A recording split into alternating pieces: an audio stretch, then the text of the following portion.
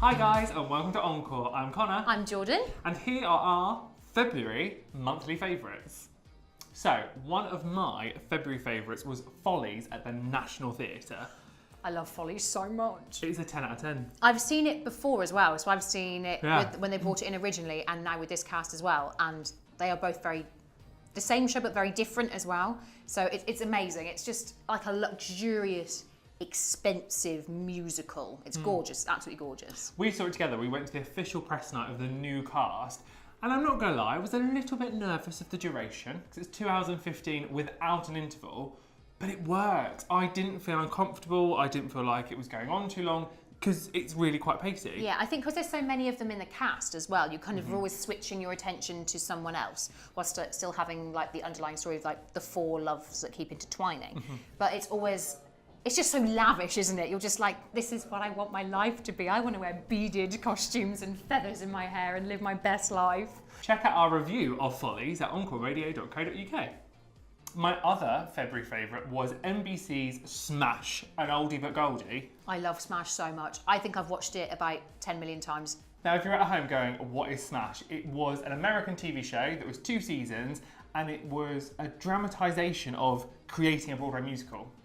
And it's epic. It really is epic. If you're a theatre fan or you're interested in set or costume design or producing or writing, it's brilliant. It's so good. It had Megan Hilty in it and Catherine McPhee. Yeah. Who we stan. So it's just like, it's everything you kind of want. It's kind of like the dramatic side, but the glamour. And because they based it on a brand new musical that had never existed before, so it's Bombshell, it's the story of Marilyn Monroe. It's written by Mark Shaman and Scott Whitman. And they created this absolute beast, and people are dying for like a concert version of that show because of Smash. I love it. And also as well, if you haven't heard of it, go and listen to the 2 albums. There's one album called Smash, which is the music and the covers from the show. And then, as Jordan says, there's a whole separate album called Bombshell, which is a full-scale musical. Of Marilyn Monroe, and it is amazing. It's brilliant. So good. So this month we both went to see Come From Away. Honestly, it is probably the best thing in the West End currently. I've thrown it out there. It's out there in voice now. I loved it. I loved everything about it. I've actually seen it twice now since it's been open. Because it's based on a true event, and all of a sudden they've made this amazing kind of musical about it. It feels like it shouldn't marry up to work, but it is like the perfect marriage for a musical. And because it's one act, again, it keeps that pace going and it keeps you involved, and you're on this emotional roller coaster. I mean, you bawled your eyes out. I did. And as Jordan said, it's based on a true story. So if people out there watching, it is not a 9/11 musical. It's not a musical version about 9/11 at all. No. The premise and the springboard is 9/11. So basically, obviously, when 9/11 happened, they had to remove all the planes from American airspace, and 38 planes landed in Gander. And it is about the story of people living in that town and the plane people. And relationships are formed, friendships are formed. Just how they welcomed them in for 5 days, and they basically like doubled the population of their town. And I really took it as a much more celebratory piece of like humanity really coming together to help each other in an event that absolutely changed the world. Go and see it. Honestly, go and see it. It's a beautiful night at the theatre. It's stunning. So one of my February favourites was Club 11's concert of Chita Rivera. The Broadway legend. The icon, the goddess, the queen, whatever you want to call this woman. She is phenomenal. I had grown up loving her because to me she's that kind of old school talent of sing, dance, act. Yeah. Just knows her business and knows what to do. But when she came to Cadagon Hall to do her live in London, it was just stunning. Obviously, she was the original Anita in West Side Story. Yeah. So she did America and everybody just went wild. It was just incredible, the atmosphere, and she is so humble.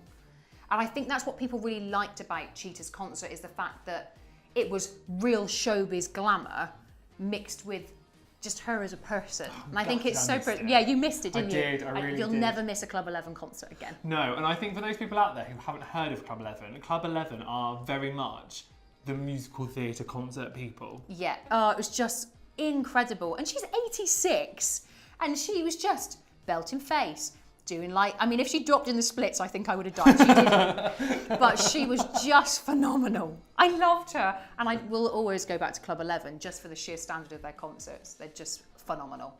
Okie dokie, right. So something really big happened to me this month and I just can't hold it in any longer. What happened? Okay, right. I'm not chill. I'm still not over it. I met Patti LuPone. I met Patti LuPone, who's currently in company, who is my biggest idol in the world, and I died. I just didn't know what to say.